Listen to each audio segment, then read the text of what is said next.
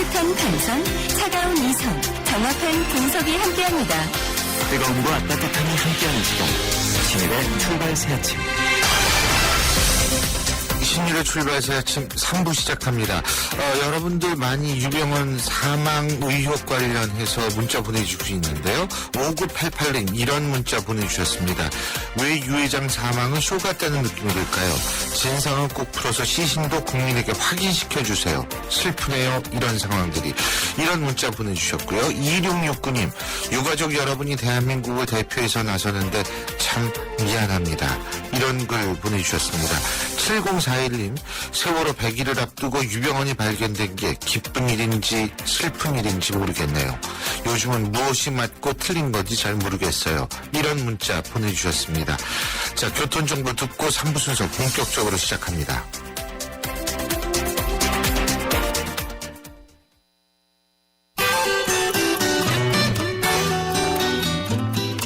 새 아침 교통정보입니다. 올림픽대로 강변북로 이용해서 강동 쪽으로 이동하는데 비슷하게 밀립니다. 올림픽대로는 행주대교부터 성산대교, 양화대교에서 한강대교까지 대략 41분 정도 소요되고 있고요. 강변북로도 가양대교부터 동작대교까지 대략 40분 정도가 소요가 되고 있습니다.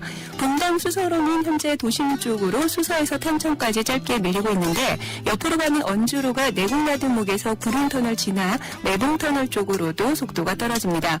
과천에서 양재동 진입하는 데는 상하발 지하차도에서 광창나들목 쪽으로 정체 서행으로 이동하고 있고요. 이어지는 309번 지방도가 봉담에서 과천 쪽으로 청사나들목 부근 지나는데 시속 20-30km 미만으로 이동합니다. 그래도 과천에서 사당으로 진입하는 데는 비교적 여유가 있는 편입니다. 출발 새 아침 교통정보였습니다.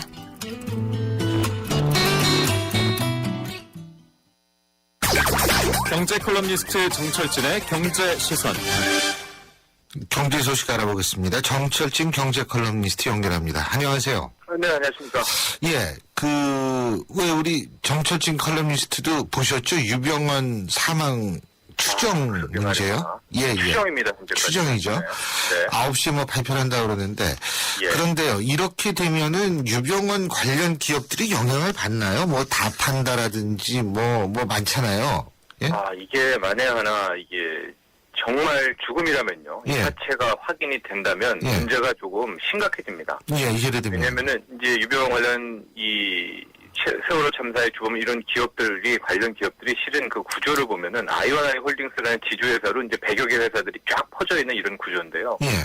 그 어디 장부에도 유병헌이라는 이름이 한 군데도 없습니다. 예. 즉 유병헌 씨는 완전히 밖에서 어떤 유령 인간으로 이 모든 기업들 그룹들을 이제 지배를 했었던 건데요. 예. 우리가 통상 이제 검찰이 수사를 할 때 해당 이 피의자가 사망을 하게 되면은 예. 공소권 없음 처분이 바로 내려지거든요. 예. 근데 현재 이제 국가가 하려는 것은 이미 세월호 참사 관련 피해 보상을 한 후에 구상권을 유병헌 씨 쪽에다가 기업에다가 청구를 하려고 하는 건데 사망해서 공소권 없음이 되면 이 구성권도 거의 불가능해집니다. 그러니까 예.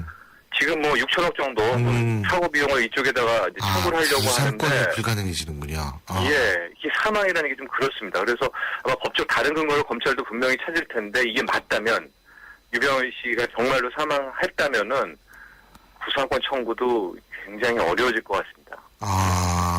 그러면은 지금 압류하고 있는 재산이나 이런 부분에도 문제가 발생할 가능성이 있군요. 그렇습니다. 그리고선 뭐 최대 5천억, 4천억 받겠다라는 게 아마 검찰 국가의 계획이었던 것 같은데, 글쎄요, 이게. 그러니까 이 부분이 이게 사실 간단한 지금 상황이 아니군요. 그렇습니다. 예. 자, 조금 다른 얘기도 좀 해보죠. 예. 요새 쥐꼬리 금리라는 얘기 많이 하는데, 이거 어디 이렇게 금리가 낮아가지고 은행에 저축할 만 하겠어요? 그렇습니다. 이 은행에 가보시면 알겠지만 최근 정기 적금, 정기 예금 금리 3년 넘게 지속적으로 하락했는데 드디어 공식적으로 1%까지 떨어져 버렸습니다. 예. 우리은행, 하나은행, 국민은행, 신한은행, 4대 신흥은행 예적금 금리가 1.9%대, 1.95%대로 이제 떨어졌는데요. 예. 물론 이제 이들 은행에 가보시면 이제 간간히 2.1%, 2.15% 이런 이자율을 주는 적금 상품들이 있는데 예. 잘 아시겠지만 은행 저축은 이제 15.4%의 이자 소득세를 내야 되거든요. 예. 그러니까 여기에서 또 15.4%를 띄워줘야 됩니다. 그래서 2% 상품이라고 해도 이제는 1%대 이자입니다. 그러니까 이자율 1% 시대가 본격화됐다 이렇게 보시면 됩니다. 근데 사실 뭐 서민들 입장에서 볼 때는 돈을 굴릴 수 있는 뚜렷한 곳이 있는 것이 아니잖아요. 그렇지 않습니까? 그렇죠. 주식도 못하고요. 글쎄요. 네. 근데 이거 왜 1% 정도밖에 안 돼요? 기준금리가 2.5인데. 그렇죠. 기준금리가 2.5%니까 한 2.5%는 줘야 되는 거 아니냐 이렇게 글쎄 생각할 수 말이에요. 있는데요. 네. 이 시장은 금리를 좀 앞서갑니다. 그런데 이게 더 떨어졌다는 얘기는 시장은 이미 한국은행이 기준금리를 인하할 것이다. 추가 아하. 인하할 것이라는 걸 선반영하고 있는 거거든요. 예.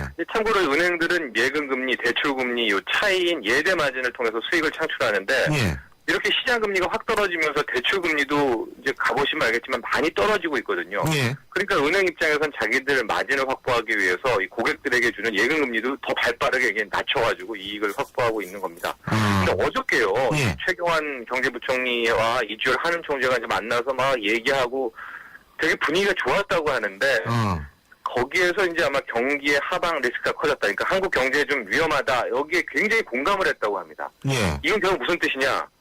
이제 다음 달 둘째 주 목요일이죠. 네. 한국은행이 거의 기준금리를 인하할 것이다. 뭐 이 가능성이 아주 높아진 것 같습니다. 이렇게 되면 금리는 또 더 떨어집니다. 그래서 앞으로 이제 은행권에서 예금 적금하기 힘들어졌다는 거고요. 참고로 이제 저축은행에 가시면은 3%대 금리는 있긴 있습니다. 근데 또 저축은행 아닙니까? 그래서 이제 5천만 원 정도로 예. 하시면 좋을 것 같습니다. 그렇군요. 그리고 양파값 폭락 때문에 농민들도 상당히 괴롭고 사회적으로 많이 이슈도 다뤘죠. 되지 예. 않았습니까? 예. 채소값도 더 떨어진다고 그러죠.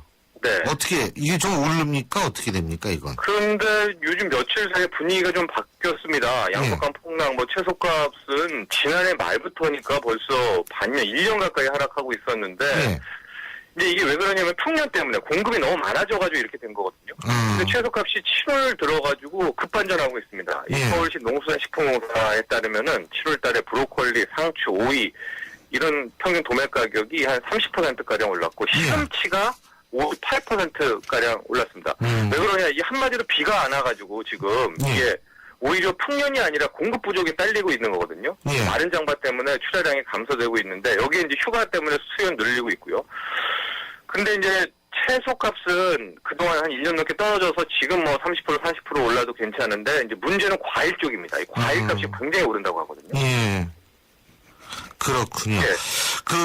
그리고 더군다나 추석이 굉장히 빨리 오잖아요.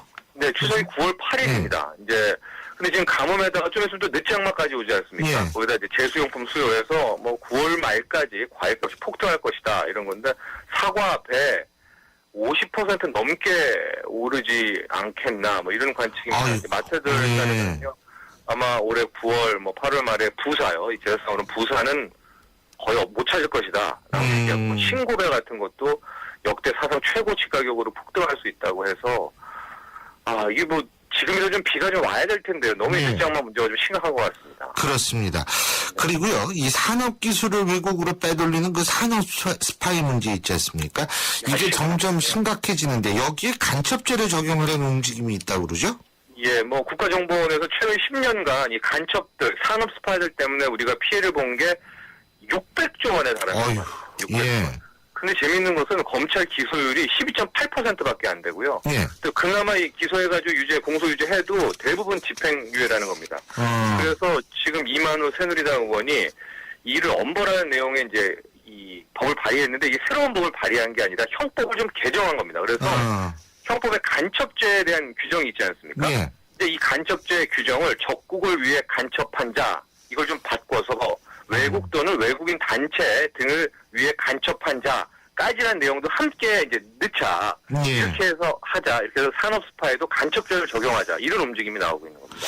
그렇다면은 처벌도 사형 또는 무기징역이 되는 건가요? 그렇죠. 이게 간첩 형법이니까요. 형법을 예. 고친 거니까요. 그래서 현행범사 이 사람이 산업 스파이다 하면 간첩죄가 되는 거고 당연히 최고 사형 또는 무기징역에 처해집니다.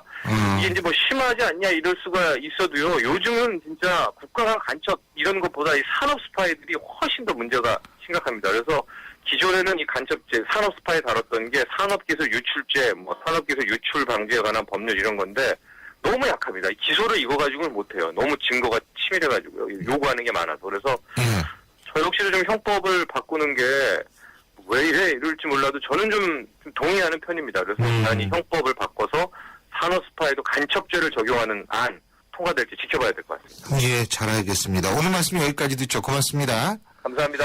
예, 정철진의 경제시선 지금까지 정철진 경제컬럼니스트였습니다.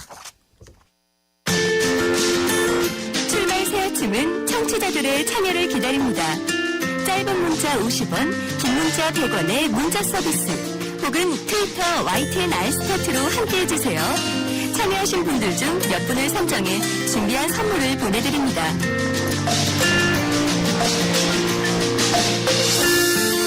유병헌 전 세무그룹 회장으로 유력시되는 사체가 발견되면서 사망 원인에 대한 의문과 동시에 정말 다각적인 궁금증이 나오고 있습니다. 이 문제 프로파일러의 시각으로 짚어보죠. 전 경찰대 교수시죠. 표창원 범죄과학연구소 소장 연결합니다. 표 소장님 안녕하세요. 네, 안녕하세요. 예, 일단 말이에요. 소장님은 네. 어떻게 보세요? 유병헌의 사체가 맞다고 보십니까? 네, 현재 DNA 결과는 의심의 여지가 없다고 생각이 되고요. 예. 다른 형제가 있거나 쌍둥이가 있지 않는 한 유병헌의 시신은 맞다고 보는 것이 아마 타당할 것입니다. 그렇게 보시는군요. 근데 제가 한 가지 여쭤볼 것이요. 이게 미토콘드리아 검사를 했다고 그러죠? 네, 미토콘드리아는 목에 유전하는 거 아닙니까? 어머니로부터 받는 그렇습니다. 거죠? 맞죠? 그렇습니다. 네. 그렇다면은 그 어머니로부터 받았다면은 우리 표 박사님이 생각하실 때 유병헌의 혹시 모를 다른 형제가 있을 수 있는 거 아니에요? 이복은 아니지만 동복이지만 아버지가 다른. 네, 그 부분은 아까 제가 말씀드린 내용인데요. 예. 다른 형제가 있고 그가 대신 사망한 것이 아니라면이라는 전제를 제가 말씀을 드렸었죠. 예. 그런데 문제는 발견 장소와 정황이 다른 동생을 데려다 놓고 시신으로 만드는 위장을 하기에는 급박하게 쫓기는 상황이었고요. 네, 순천 또 밭이었고요. 이런 예. 부분들이 가능성은 있지만 예. 실현 가능성, 현실성은 상당히 떨어지는 추정이 아니겠느냐. 그리고 정말 숨겨져 있는 유병헌, 유병일 이외에 어머니와 같은 다른 형제가 있느냐 부분도 여전히 확인되지 않고 있고요. 그래서 거의 확실하다. 예? 네, 그렇게 보이는 거죠. 또 하나의 궁금증은 유병헌은 절대로 혼자 다니지 않는다. 지금 이것이 경찰의 주장 아니었나요? 네, 경찰과 검찰의? 예. 그렇죠. 유병헌이 나이도 많고요. 예. 몸도 그렇게 아주 건강한 편은 아니고요. 그리고 특히 호화로운 생활, 남들의 조력과 어떤 서비스를 받으면서 살아온 사람이다 보니까 끝까지 혼자 남고 싶어 하진 않았을 것으로 보입니다. 그런데 문제는 같이 동행하던 사람들이 끝까지 옆에 있고 싶지 않았을 수가 있고요. 결국 버려졌을 가능성이 하나 있는 거죠. 또 한 가지는 급박하게 도주하는 상황에서 함께 있으면 적발당할 가능성이 높으니까 예. 일단 다른 방향으로 도망가자로 좀 이따 만나자 이렇게 됐을 가능성도 있죠. 버려졌다고 지금 말씀하셨는데요. 네. 이 종교적으로 신념으로 뭉친 사람들이 교주 역할하는 지도적 역할하는 사람을 버릴 수가 있을까요? 일반적으로는 그렇지 않다고 볼 수 있는데요. 예. 유병헌과의 관계가 과연 그런 종교적 내지는 믿음 이런 것으로만 이루어졌겠느냐라는 의문이 있죠. 이해관계가 또 상당 부분 작용했을 수가 있다. 유병헌은 돈이 많고 그와 함께 있게 되면 돈을 나눠 쓸 수 있고 가질 수 있고 그런데 마지막 그 도주 과정 중에 결국 유병헌에게 이제 미래가 없다 끝이다라는 판단했을 경우 그런 어떤 무조건적인 충성심과 신앙 또는 어떤 신뢰 이런 것들보다 의리나 이런 것들보다는 이해관계가 나부터 살고 보자 이렇게 됐을 가능성은 충분히 있죠. 예. 그리고요. 또 하나는 유병헌이 술을 마시지 않는다고 지금 알려지고 있는데 네. 이 사체 근처에서는 소주병, 막걸리병하고 함께 발견이 됐다라고 얘기를 하죠. 그리고 네. 겨울 점퍼에 번거지 모자를 썼고 하늘을 바라보고 반드시 누워 있었다. 그죠? 네. 이거 술 안 마시던 사람이 갑자기 이렇게 술 마시나요? 일단 한 가지는 그 술병이 유병헌이 가지고 온 것이냐 아니냐 이 부분은 아직 확인이 안 됐고요. 그럴 가능성은 상당히 높아 보이지만 두 번째로는 유병헌이 만약에 소지하고 온 것이라고 한다면 예. 역시 급박한 도주 상황이었거든요. 예. 그때 본인이 챙기기보다 옆에서 누군가가 비상식량을 챙겨줬을 가능성이 있고요. 그대로 들고 왔을 때 그 당시에 챙기고 나올 자신이 좋아하는 것들은 다 떨어지고 다른 사람들이 복용하던 것, 술로서가 아닌 음식으로서 비상식량으로서 가져나왔을 가능성은 여전히 있죠. 그렇군요. 그리고 또 한 가지는 지금 시체가 발견된 시점이 이게 6월이죠? 네, 6월 12일. 네. 그렇죠. 근데 이게 이 정도로 그러니까 사실 정확한 지금 사망 시점을 알고 있나요? 알지 못하고 있죠? 네, 아직 확인이 안 되고 있죠. 그런데 그렇다면은 우리가 역추적을 해가지고 100골만 거의 남았다고 그러는데 네. 그러면은 표 박사님이 보실 때는 언제 정도 사망했을 거라고 보세요? 이 겨울옷을 입고 있다. 네. 예, 이런 부분이 잘 이해가 안 가거든요. 왜냐하면 세월호는 4월 달에 발생을 했는데, 그죠? 네. 예. 마지막 추적을 당해서 순천 그 별장 내에서 있었던 것으로 추정되었던 시점이 5월 25일이었죠. 예. 아마도 5월 25일까지는 생존하고 있었을 가능성이 상당히 높고요. 바로 그 급습을 당한다는 연락을 조금 떨어져 있는 식당에서 받게 되죠. 그래서 급하게 도주를 하는 과정에서 다른 그 조력자들과 헤어지고 혼자 남겨지고 그러면서 사망했을 가능성이 가장 높아 보입니다. 그럼 결국 5월 25일 경이 되겠죠. 근데 문제는 그 복장이 그런 늦봄 내지는 뭐 초여름도 될 수 있는 5월 말경의 복장으로 보기에는 너무 두터운 외투 아니냐. 예. 그래서 시신이 발견되었을 때 목격자나 경찰도 유병원일 가능성보다는 그보다 훨씬 오래전에 사망한 시신의 가능성 그리고 부패가 너무 많이 진척되었기 때문에요. 그것이 이 신원 확인을 상당히 더디게 만든 요인으로 보이는데요. 예. 문제는 잘 아시다시피 아무리 여름이라 하더라도 산이나 야외에서의 야간은 대단히 춥습니다. 예. 그리고 그러한 그 야외를 포함한 도주 상태 계획을 세웠던 유병원 그 쪽으로서는 그러한 복장을 준비했을 가능성이 높고요. 그리고 나이도 많고요. 그렇다면 그런 그 겨울용 외투를 입고 야외에서 한밤 정도를 지낼 계획을 했을 가능성. 그렇다면 그 복장은 크게 이해 못할 것은 아니죠. 그 추웠다고 가정됐을 때는 부패는 더뎌야 되는 거 아닌가요, 그러면? 밤에는 춥지만 낮에는 또 따뜻하죠. 아, 그리고 예. 부패의 진척은 온도도 상당한 영향을 주지만 습도도 영향을 주고요. 그리고 상처 여부, 피를 흘리거나 했다면 동물들 그리고 곤충들이 훨씬 더 많이 훼손을 하기 때문에 그런 부분도 영향을 줄 수 있죠. 그렇군요. 근데 어떻게 보세요? 박사님이 보실 땐 자살이라고 보십니까? 타살이라고 보십니까? 실제 상태만으로 봐서는 사실 자살도 타살도 아닐 가능성이 높다. 그 뭡니까, 그러면? 말씀하신 그 유병원의 소지품으로 추정되는 물품들 중에 보면은 눈에 띄는 게 나무지팡이가 있거든요. 예. 나무지팡이가 처음부터 거동이 자유롭지 않아서 가지고 다녔을 수도 있고 도주 과정에서 발목을 접히거나 이런 상태였을 가능성도 있죠. 만약 그랬다면 급하게 도주하는 과정에서 다른 건장한 조력자들은 도주를 하고 유병원은 뒤쳐져서 오래 멀리 걷지 못하는 상태. 그 상태에서 밤을 지냈다면 아마 저체온증 등의 자연적인 이유로 사망했을 가능성도 충분히 있다. 부검이 지금 불가능한 상태죠? 부검을 하긴 하죠. 그러나 워낙 그 시신이 훼손됐고 부패가 진행되었기 때문에 예. 일상적인 부검을 통해서 사망 원인을 발견하는 방법보다는 예. 남아있는 시신의 그 섬유질 그리고 뼈라든지 이런 부분의 손상 여부 그리고 또 곡물 등에 대한 중독 여부 이런 부분들을 검사하는 방식이 훨씬 더 구체적으로 진행될 것으로 보이고요. 그러한 방식으로 사인에 대한 정확한 확인은 대단히 어려울 것으로 지금 조심스럽게 추정이 됩니다. 예. 그렇게 되면 가능성만이 제시될 텐데요. 예. 그 경우에 가장 그 부검이가 소견으로서 얼마나 자신 있게 자연사의 가능성을 내세울 것인가 아니면 외인사, 자살이나 타살 등 외부에서 어떤 영향 때문에 사망했을 가능성을 얼마나 내세울 것인가 이거 것을 두고 아마 많은 논란이 있을 것으로 보입니다. 예. 그리고요, 사실 여태까지 만약 이게 지금 유병원 사체로 확인이 된다라고 가정을 했을 때 경찰과 검찰이 헛발질한 거 아닙니까, 여태까지? 그렇죠. 결과로 그렇게 되죠. 네. 그리고 예를 들면은 뭐 어디 가서 땅을 샀다더라, 뭐 계속 이런 얘기가 나오지 않았습니까?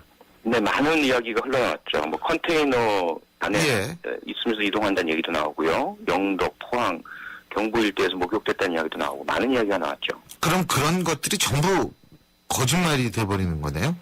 한쪽으로는 허위 제보일 가능성, 또 하나는 구원파 측에서 흘린 역정보일 가능성, 또는 경찰 검찰이 그야말로 뭐 상상만 했을 가능성, 이렇게 볼 수가 있죠. 예. 그리고 지금 일반적으로 이 어떤 그 종교에서 지도적 역할을 하는 사람이 죽었지 않습니까? 네. 이게 신도들의 심리에 어떤 영향을 끼칠 거라고 보십니까? 일단 최초의 반응은 불신이죠. 믿지 않는다는 거죠. 죽음 자체를. 받아들이지 그래서 않는다는. 구원파들이 지금 죽지 않았다라고 얘기를 하는 거군요. 그렇죠. 부정을 하게 되고요. 예. 완벽하게 그 시신의 신원이 확인이 되고 사망에 대한 공식적인 다른 가능성이 제거된 상태가 될 때까지는 아마 믿지 않으려고 할 겁니다. 끝까지. 그러면서 시간이 흘러서 다른 가능성이 없다는 것이 확인되고 받아들일 수밖에 없게 되면 예. 그때부터는 이제 그 사망에 대한 책임 탓, 뭐 정부라든지 수사기관이라든지 이렇게 돌리면서 분노를 표출할 가능성이 있고요. 그 다음에는 자기들끼리의 그 이후 미래가 불투명해지니까 다른 후계자나 다른 이끌어내갈 지도자가 나타나지 않는 하는 자기들끼리 어떤 분열, 그리고 혼란, 뭐 이렇게 이제 진행이 되겠죠. 근데 그 아들이 지금 아직 아들들을 잡지 못하고 있잖아요. 그죠? 네. 네. 그 아들들이 후계자로서 다시 새롭게 등장하면서 이쪽 종교 집단의 핵심 멤버들한테 어떻게 보호를 받을 가능성을 배제할 수는 없겠네요, 그러면. 배제는 못하죠. 그동안도 유병원은 뒤로 물러나 있는 모양새였고 실제로 큰아들이 실질적인 지도자 역할을 해온 것으로 보이고요. 예. 이번 세월호 침몰과 청해진 그리고 계열사들의 어떤 불법 활동들에 대해서 큰아들이 형사적인 책임을 크게 지고 또 민사적인 배상을 크게 져서 경제적인 여력이 떨어지고 이렇게 되지 않는 한 유병원의 큰아들은 다시 힘을 회복하고 그런 교주로서의 지위를 물려받게 되고요. 신도들은 그 큰아들을 중심으로 다시 뭉쳐서 구심점을 확보하고 구원파의 세력이 계속 유지될 가능성 충분히 남아있죠. 예, 그렇군요. 어쨌든 지금 앞으로 그렇다면은 우리 표 박사님 보실 때 그 향후 더 밝혀져야 될 문제는 뭐라고 보십니까? 가장 핵심은 유병원 일가나 그 통일전 회원 등의 계열사로부터 뇌물이나 향응 등을 받은 고위 공직자, 정치인 이런 사람들이 누구고 얼마나 많이 받았으며 그 반대급부로 이들이 무엇을 해줬는가 이게 가장 핵심이죠. 그 부분이 밝혀져야만 세월호 침몰의 다른 한 원인 그 국가적인 적폐, 뿌리 깊은 우리 사회 부패 구조 이 부분이 드러날 수 있을 텐데요. 유병원 사망 때문에 이게 진척이 안 된다면 그건 안 되는 일이죠. 큰일이죠. 잘 알겠습니다. 예, 오늘 말씀 잘 들었습니다. 고맙습니다. 네, 고맙습니다. 예, 지금까지 표창원 범죄과학연구소 소장이었습니다. 우리 아이 수학 성적이요? 걱정 없죠. 그럼 수학 실력은 어떨까요? 지금 아이의 수학을 진단하세요. 정확한 진단과 처방이 진짜 수학 성적을 만듭니다. 스스로 수학. 8월까지 2번 이상 신청하시면 스스로 펜을 드립니다. 하루하루 살다가 어느 날인가 형씨 만나면 노래해줄게. 내가 처음 너를 만났을 때 너는 작은 소녀였고 머리엔 제비꽃 너는 웃으며 내게 말했지. 아주 멀리 새처럼 날고 싶어.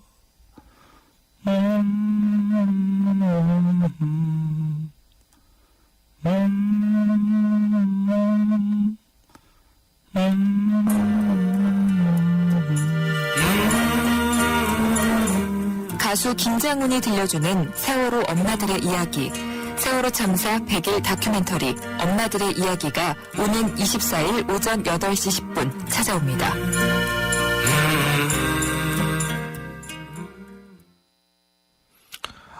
가수 김장훈 씨가 단원고 아이들에게 불러주고 싶다는 제비꽃. 저희가 사실 어제 녹음을 했는데요. 상당히 이 모든 스태프과 김장훈 씨 자체가 울었습니다. 오는 24일이 세월호 100일입니다. 그래서 저희 신율의 출발 새 아침에서 준비한 다큐멘터리 엄마들의 이야기 바로 이날 보내드리는데요. 여러분들의 많은 청취 부탁드립니다. 인천 지역 맞춤형 일자리 창출 지원 사업. 인천 지역에 맞는 맞춤형 교육을 통해 준비된 인재가 지역의 관련 기업으로 취업하는 사업입니다. 취업 희망자는 채용 희망 기업이 원하는 기술이나 지식을 배울 수 있어서 좋고, 채용 희망 기업은 기업이 원하는 능력을 갖춘 취업 희망자를 뽑을 수 있어서 좋은 인천 지역 맞춤 일자리 창출 지원 사업. 자세한 사항은 인터넷 홈페이지 injob.or.kr에서 확인하실 수 있습니다.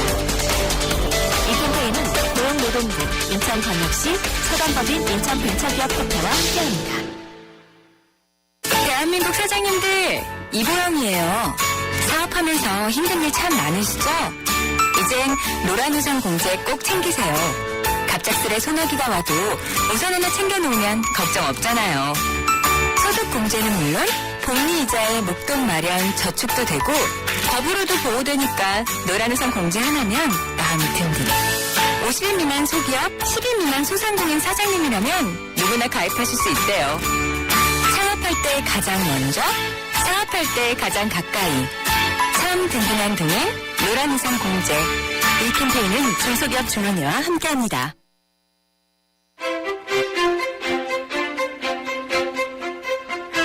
여러분은 지금 신율 교수가 진행하는 출발 새 아침을 듣고 계십니다.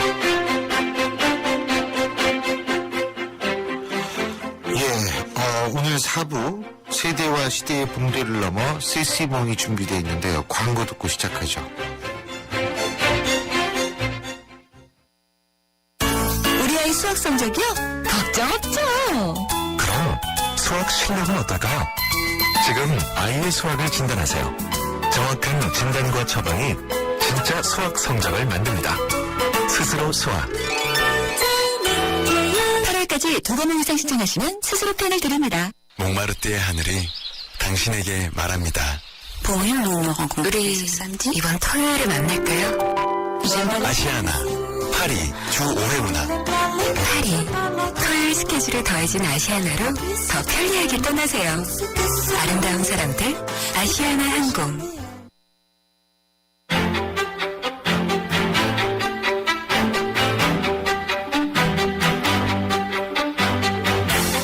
역사 속에서 오늘을 찾는다.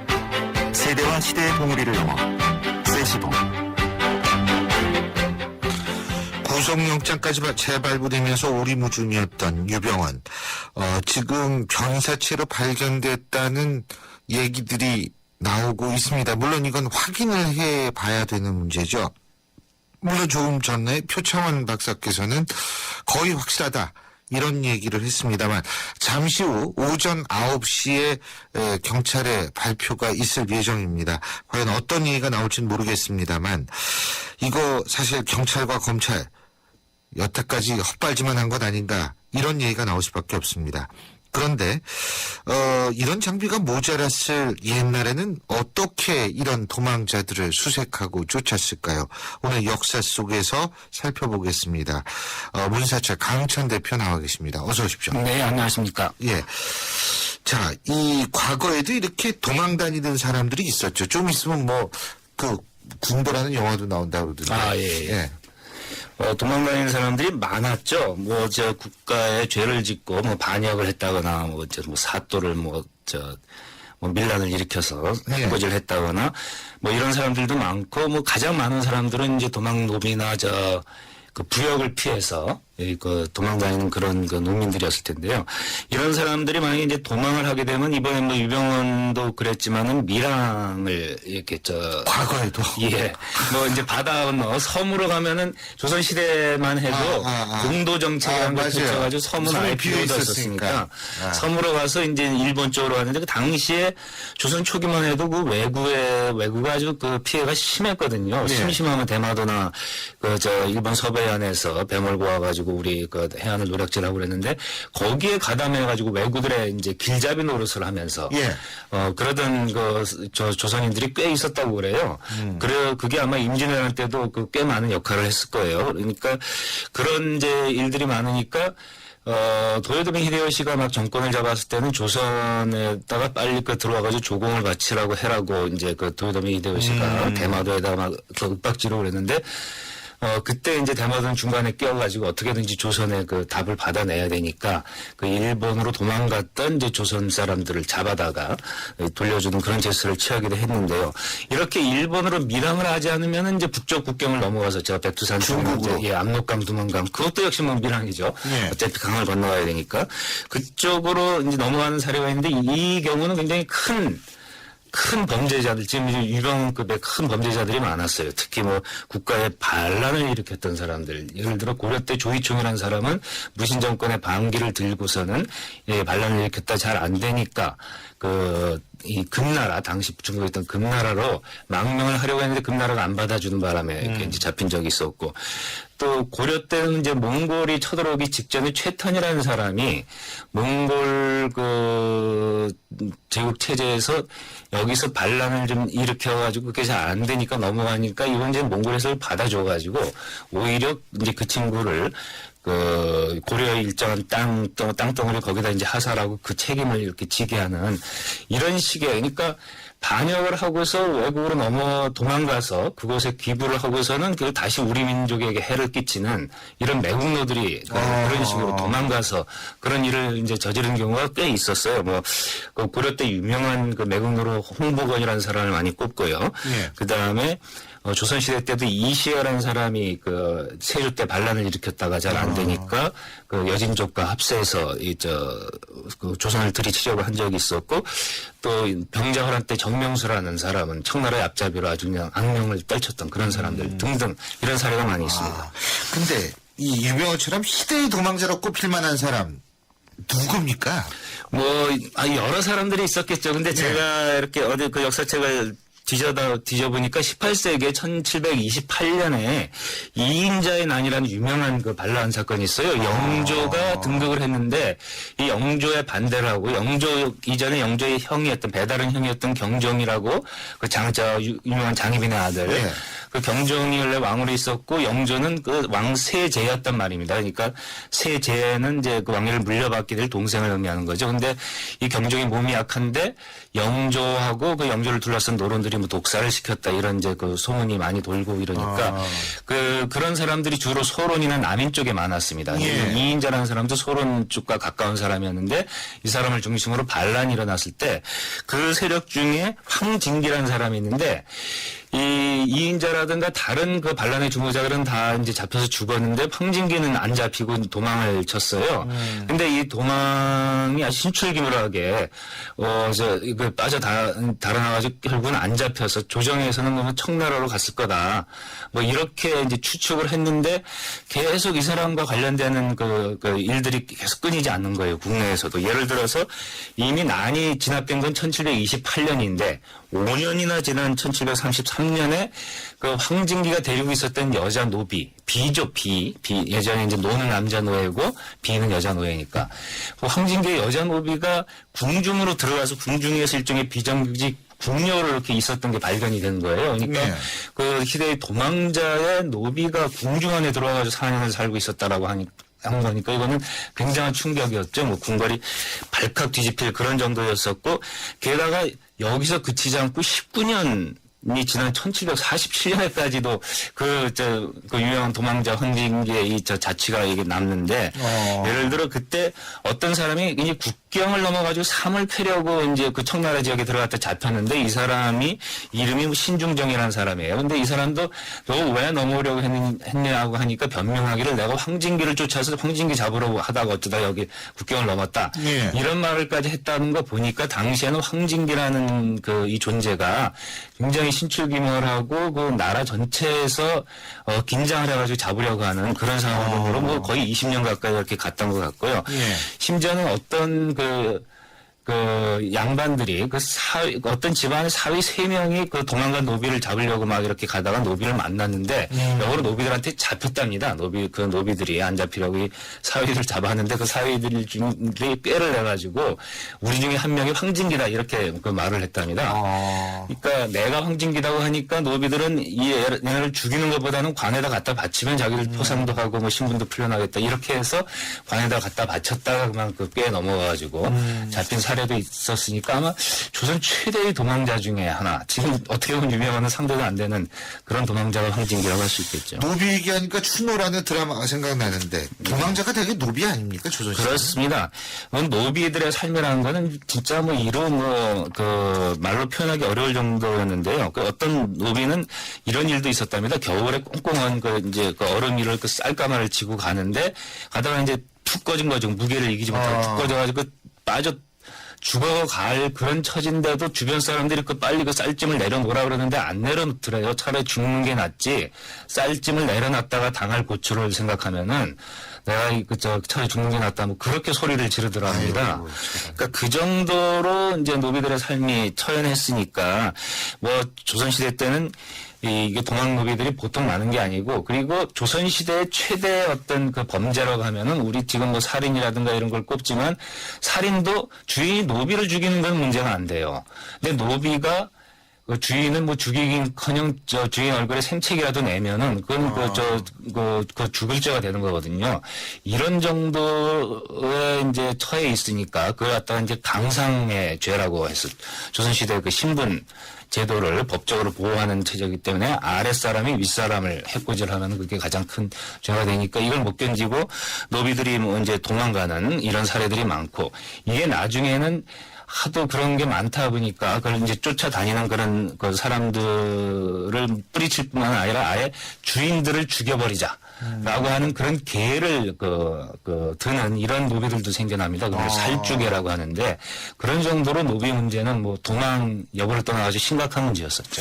추노라는 수사관들이 진짜 있었습니까 역사 속? 그거는 확실치 않아요. 추노라는 것이 아예 그냥 전문적으로 노비만 쫓아다니는 노비 사냥꾼이 있었는지는 모르겠는데 일정은 이제 그 고려 시대부터 추세도감이라고 해가지고요. 이 도망간 노비나 아니면 부역을 회피하고 이제 간 그런 사람들을 찾아오고 또 죄인의 그 재산을 몰수하는 이런 그 일을 수행하는 그런 특별 기관이 종종 개설이 되고 예. 그러면 이 추세도감 같은 데서는 어떤 이제 의금부 뭐 도사라든가 이런 수사관들을 동원을 해가지고 도망간 노비를 찾게 했겠죠. 예전에 성종 때 그 제주도에 경찰관이라고 갔다가 거기서 표류를 당해가지고 중국에 갔던 최부라는 사람이 있는데요. 이 사람은 그 표류기를 남겨가지고 굉장히 유명해진 사람인데 그 사람이 경찰관으로 제주도에 간 것도 도망간 노비들을 이렇게 이제 되돌려 놓기 위한 그런 임무도 있었다고 그럽니다. 그렇군요. 그리고 유병헌 같은 경우에는 지금 이제 뭐가 진실인지 뒤죽박죽이 돼버렸어요. 그렇죠. 뭐 20억을 들고 다닌다 이런 얘기까지 나왔지만은 만일 이번 사체가 유병헌의 사체로 확인됐을 경우에는 그것도 사실은 뻥이라는 얘기밖에 안 되거든요. 그러면은 그때 도망친 노비들은 근데 뭐 어떻게 먹고 살았어요? 뭐 돈을 가지고 도망친다는 거는 뭐 있을 수도 없는 일이었었죠. 근데 이런 게 있어요. 우리나라에선 그런 생각을 잘 안 하는데 왜 미국에서 링컨이 노예 해방을 한 거는 그 남부 플랜테이션의 노예들을 풀어가지고 막 산업화되던 북부의 공장에 이제 그 노동자로 이렇게 흡수하기 위한 목적이 있었다고 하지 않습니까? 예.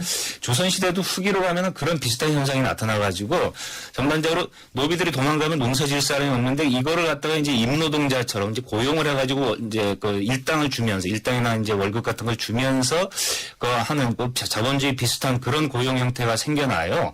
그리고 국가에서 무슨 뭐 무덤을 짓는다거나 성을 짓는다거나 이렇게 할 때도 도망간 노비라든가 이 떠도는 사람들을 끌어들여가지고 일당을 이제 먹을 걸 줘가면서 그 공사를 시키거든요. 나라에서 강제로 노역을 시키는 게 아니라. 그러니까 이제 도망간 노비들이 여기저기 흩어져 살면서 자기 신분을 감추고 그런데 이제 지원을 하는 거죠. 국가의 무슨 행사가 있다거나 심지어 정조 때 왜 수원화성 짓지 않습니까? 이것도 다 임금을 줘가면서 한 거거든요. 또 청계천을 보수한다거나 이런 공사들에 이제 그 노비들이 신분을 숨기고 들어와서 그런 노동력으로 충원되는 이런 사례가 많이 발견된다고 합니다. 예, 그렇군요. 잘 알겠습니다. 오늘 말씀은 여기까지 듣겠습니다. 오늘 진짜 재밌었네요. 오늘 말씀 잘 들었습니다. 네, 고맙습니다. 감사합니다. 예, 지금까지 문사철의 강천 대표였습니다. 미세먼지 많은 날은 깨끗하게 쿠쿠 청정. 비 오는 날엔 산뜻하게 쿠쿠 제습. 공기청정기와 제습기가 만나 1년 내내 쿠쿠 하이브리드 365. 노력했죠. 그냥 되는 건 없으니까. 화이라킨으로 몸도 마음도 지치지 않아요. 그녀에게 갱년기는 전성기. 하이라킨으로 진짜 전성기를. 갱년기를 전성기로. 정관장 하이라퀸. 본제품은 건강기능식품입니다. 예, 방금 들어온 뉴스 속보 말씀드리겠습니다. 경찰이 발표하기를 오른쪽 지문은 남아있었던 것 같습니다. 오른쪽 지문 확인 결과 유병원이 맞다는 결론에 다다른 것 같습니다. 결국 유병원을 쫓은 이 긴 시간이 너무나 허무하게 끝맺는 것 아닌가라는 생각이 드는데요. 하지만 세월호에서 우리가 계속 밝혀야 될 것들, 느껴야 될 것들, 그래서 잊지 말아야 될 것들은 아직 많이 남아있습니다. 내일 모레가 바로 24일이죠. 목요일 세월호 참사 100일이 되는 날입니다. 그래서 저희 신율의 출발 새아침에서는 3부 오전 10시 10분부터 김장훈이 불러주는 세월호 엄마들의 이야기를 여러분께 들려드립니다.